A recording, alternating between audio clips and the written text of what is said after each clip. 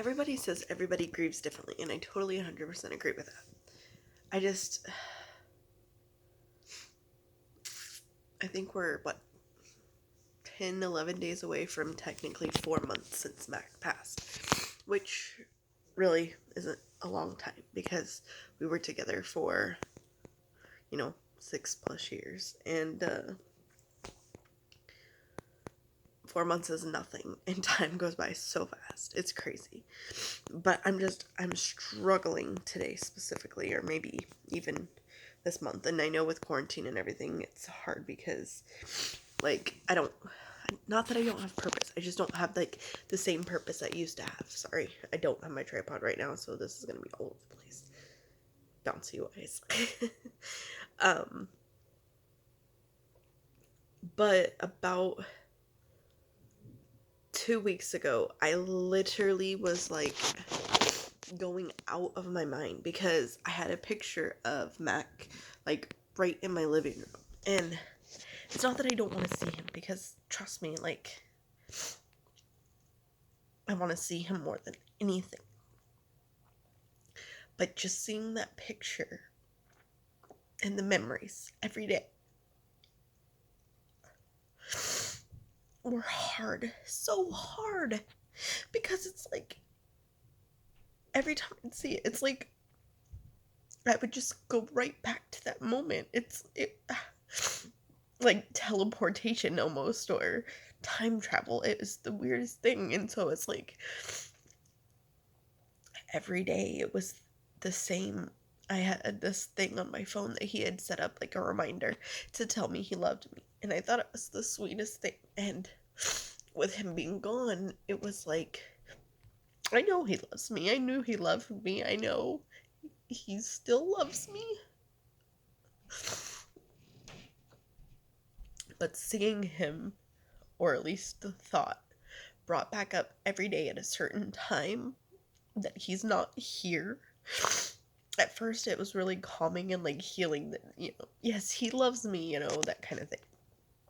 But going on, like I said, almost 4 months, it's just more every day of a reminder.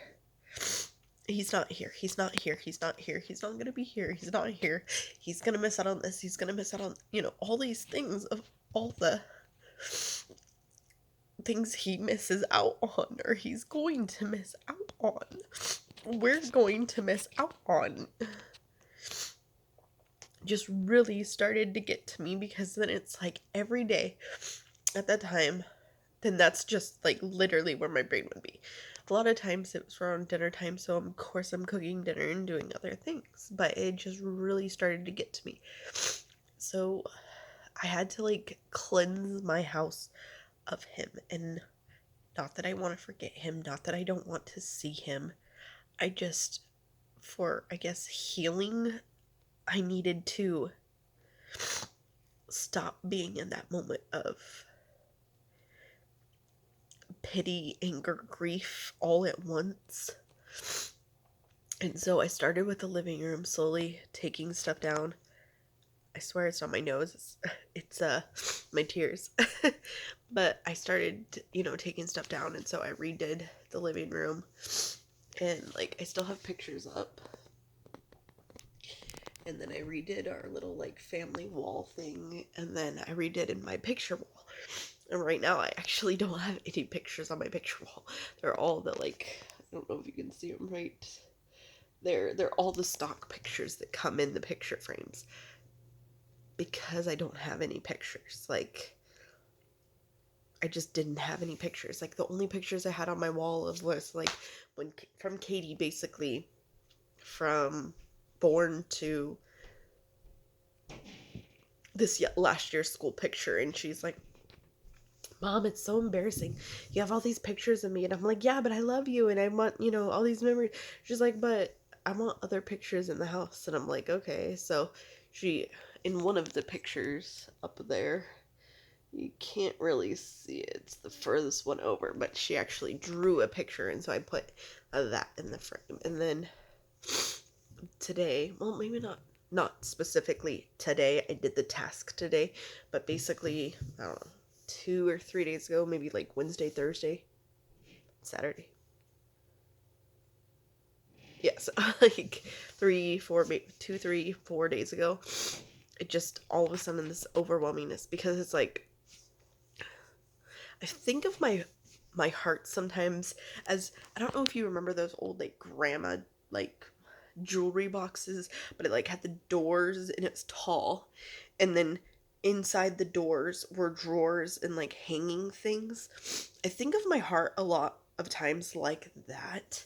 And it's like the things that are at the bottom are the things that like maybe past memories or things, and then the things at the top are like my everyday kind of things. I know that sounds probably weird, but I don't know how else to explain it in my thought process. And so it's like, so in a way my house became my heart for a minute. And so because it was so fresh with Mac passing, I had him everywhere. I, like when he died, I literally had him everywhere. He was on my refrigerator, on my car, like anywhere I could put him, he was there. Everywhere. I had like probably 50 to 100 pictures of him in our bed, in my bedroom, because it was just like I wanted to see him constantly.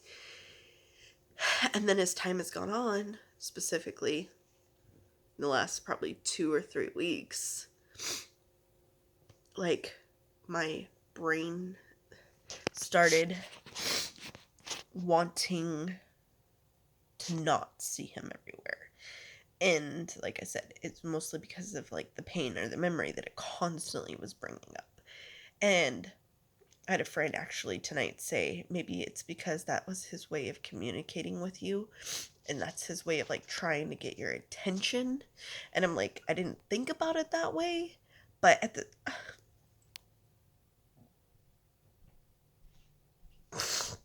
I know, I know we loved each other. I know I love him with all my heart.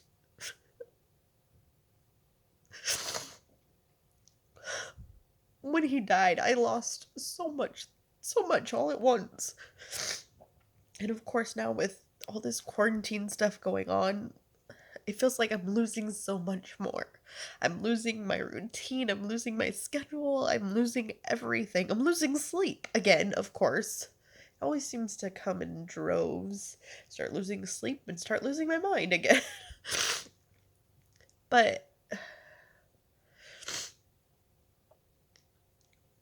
I hadn't thought about it that way. But so my house, he was everywhere. And then like a week ago, I took all of his pictures out of the main part of my house and moved everything to my bedroom. But then everything was in my bedroom. And so every morning when I would get dressed, I don't sleep in my bedroom. I can't sleep in my bedroom. I don't know why. I'm trying. I'm like trying to redecorate it and make it like my space again. Um, I just, I don't know. It's like claustrophobia or something like super stupid. But like, I sleep usually out here in the living room, and it's open and spacious, and like, I don't know. I just have a lot of memories out here because like this is where our family would spend time together, you know. We would do all that family stuff. Um and so I'm trying really hard to get my room to be a good spot or like a safe space for me again, because my computer is in there, and with the quarantine stuff, I've been having to work from home a lot. And when I work from home, I have to use the computer. And when I use my computer, I'm surrounded by everything in my room. All my thoughts, all my memories, all my clutter, chaos, whatever. You know, majority of the rest of my house I see every day. And so it's like I clean it, you know, as I go kind of thing. It's not like my house isn't disgusting. I have a I have kids around and I have an animal around, and so there's some areas of my house that's not perfect, you know, and I don't expect it to be. I do have OCD, so some things bother me more than other things. But my bedroom was just kind of becoming this like sanctuary, or I don't know, just like a place where, like I said, the compartments of my heart, and so my heart was my whole house. At first, I needed it everywhere, and then I moved everything to the bedroom, and then it got smaller, and then that was the space that I would see him in constantly. All of our pictures were there, you know, anything of his was there. I had his clothes next to my bed, his kilt with his wallet in it, just the way he liked it, just the way he left it laid out. My kids have slept in my room more than I have. I literally have not slept in there since December. But it's weird for me because I switched rooms with my daughter and my granddaughter back.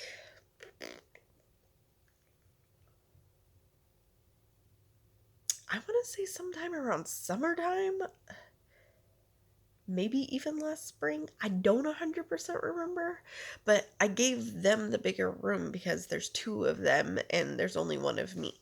No, I didn't need the full walk-in closet. God, do I miss it, but I didn't need it.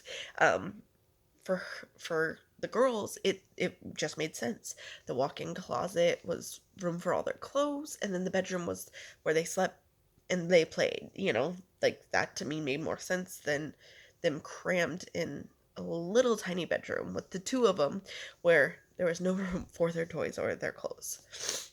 So I switched, and then when I switched, I actually started sleeping out in the living room, which is where I am now. And I got this huge couch, which I love. It's amazing. Can literally probably fit like 10, 12 people on my couch if I have all the little like ottoman things. Right now I don't have them out, or I have that one out so people could like sit, because sometimes people don't want to lay down. But of course, me over here, I'm comfortable and I like laying down. So I sleep out here. I'm more comfortable out here. I'm trying to get more comfortable and go back into my bedroom. My bedroom, it's not bad. It's like not like a shithole or something, but it was just everything in there was his. Like his clothes were in there. Our memories were in there. His bedding was in there. Like everything that in December, right after he passed, I just clung to was in there. Like I didn't let the kids go into there very much. I didn't even let my cat go in the room. Like, everything had to be safe. But then, like, this week, it was like, last couple weeks, like I said, it just was really bothering me to see everything there all the time. And so I packed everything in it. I kept one of my favorite pictures of him and I hung it in my closet because, like I said, it's not like I just don't want to see him. If anything, it's the complete opposite. But I want him here. And I can't have that. And because I can't have that, I feel like I sound like a freaking toddler right now. Or like I'm having a temper tantrum. I can't have what I want, so bleh. That's not what I mean, but that's the way this emotion is coming out, I guess. And I want him here. I still pray every night. And I talk to him sometimes, and I'll go to the store, or I'll cook his favorite meal, or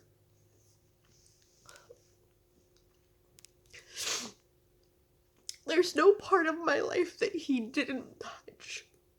And even now, him being gone and cleaning, I see him everywhere. Our memories pop up on Facebook. I've started some new social medias that I haven't added anybody really to. It's just more for myself. Because there's some things I like doing on social media. Majority of it is just scrolling because, well, specifically right now, there's nothing to do. I mean, I cook a lot. We've just started going on walks this week. It's not like we can go to the store. We can't go. I mean, I've gone to the store a couple of times to get, like today, we were out of bread. I do not realize how many pieces of bread kids go through, but realistically, between my daughter and I, if we have toast for breakfast, or like French toast, or something like that, sandwiches for lunch, and then like something with bread for dinner. We literally go through like 12 pieces of bread. And like today we had bread for breakfast. We didn't have bread for lunch, but we had bread for lunch yesterday. And like majority of the days I've been kind of letting her like pick her own lunch unless there's like leftovers or something we kind of just have to like eat, you know, because it's gonna go bad soon or something. Sorry, my nose. But I've been we've just been going through bread a lot more, you know, like all of a sudden you're like, wow. Before this, I mean, we maybe go through bread on the weekend, but she ate breakfast. She usually would eat breakfast here. Normally she'd have waffles, but then she'd have a second breakfast at school because she wakes up so early. And then she'd have lunch at school. And then when she'd get home, she'd have dinner, but we wouldn't normally have like bread for dinner unless we were having like grilled cheese. And like I remember always buying bread almost every time we went to the store. But like actually just like buying bread, like I think I've bought 6 loaves of bread this month. I think so. I think the two I just bought today would make 6. And we've gone through like that. But at the same time, it's like, okay, grilled cheese are super simple to make. And I feel like I'm cooking almost every single meal. And so it's nice to not cook and just have like peanut butter and jelly sandwiches.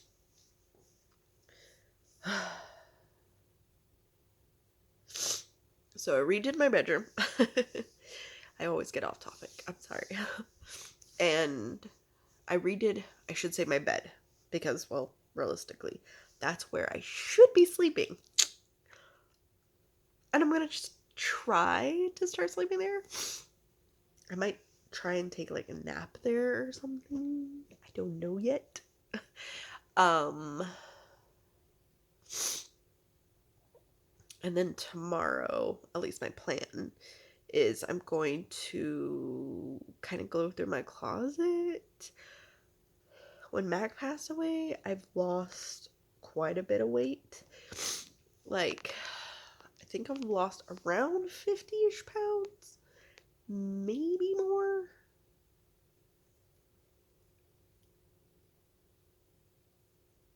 I'm not 100 on that.